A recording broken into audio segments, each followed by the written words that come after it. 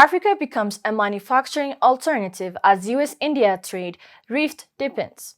What happens when the U.S. slaps massive tariffs on Indian goods?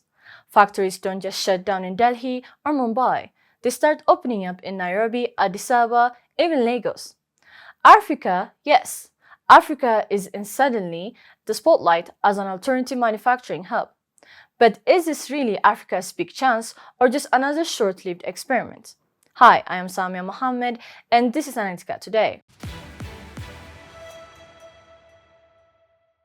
We're breaking down how a US-India trade fight is redrawing global supply chains and why Africa could be the surprise winner.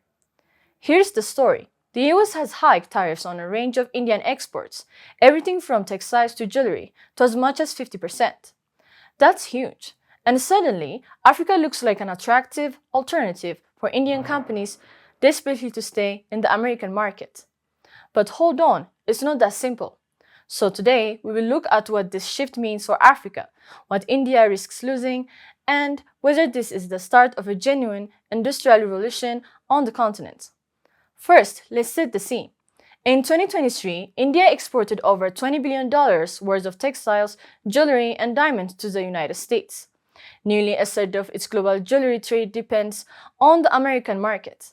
But Washington has now raised duties on many Indian goods to as much as 50%. Compare that to just 10% tariffs on similar products coming from Ethiopia or Kenya. That's a massive price gap.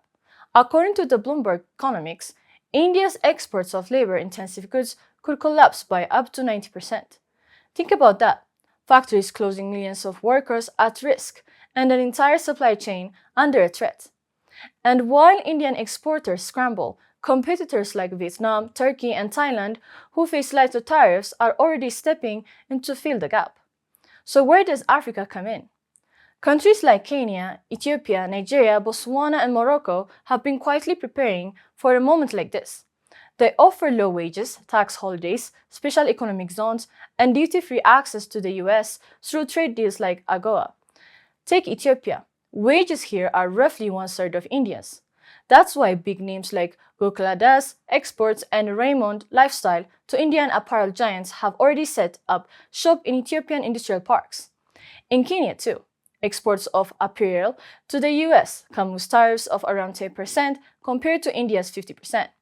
That's no brainer for Indian companies looking to survive. And African governments know this. They're rolling out the red carpet, offering Indian investors aggressive incentive packages. Because for Africa, this isn't just about hosting foreign factories. It's about jobs, technology transfer, and moving beyond the old role of being just supplier of raw materials. Presenter emphatic. Here's the thing.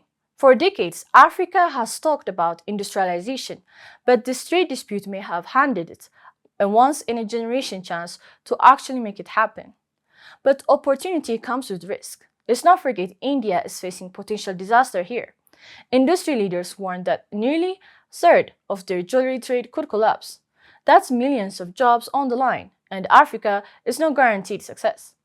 Industrial dreams here have often stumbled because of weak infrastructure, unreliable power, and political instability. Ethiopia itself has seen foreign investors pull out when conflict flared in recent years.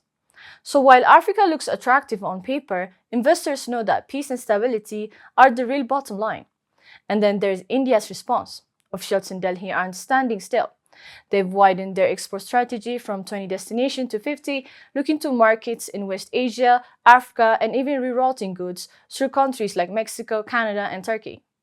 But trade groups warn this kind of diversion could backfire, creating transparency issues and eroding trust with the buyers. So what we're really watching is not just a tariff dispute, it's a global supply chain shift, with Africa at the center for once. This shift also plays into a bigger geopolitical story. India has been deepening ties with Africa through BRICS, and African countries are themselves building new frameworks like the African Continental Free Trade Area, designed to turn the continent into one massive market. So imagine this. Indian companies relocate factories to Ethiopia or Kenya. They keep access to the US market while Africa gains jobs, infrastructure, and stronger place in global supply chains. It's the convergence of necessity and opportunity. For India, it's a survival. For Africa, it could be acceleration toward industrialization. But again, the question is, can Africa manage it wisely? Because if it can, this moment could mark the end of Africa being seen only as a source of raw materials and the beginning of Africa as a true manufacturing power. So here's the takeaway. The US-India trade rift is about much more than tariffs. It's reshaping global trade corridors, and Africa is suddenly on the map in a way it hasn't seen before. Factories are moving, jobs could follow, but the stakes are high for both India and Africa. What do you think? Is Africa ready to seize this opening, or will its instability derail another chance to industrialization? Drop your thoughts in the comments and don't forget to subscribe to Analytica Today. We're here to break down the geopolitics that shape your world. Drop your thoughts in the comments and don't forget to subscribe to Analytica Today. We're here to break down the geopolitics that shape your world.